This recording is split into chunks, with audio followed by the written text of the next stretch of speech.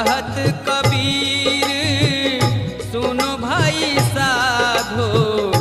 सतगुरु शरण में जाई जाई, सतगुरु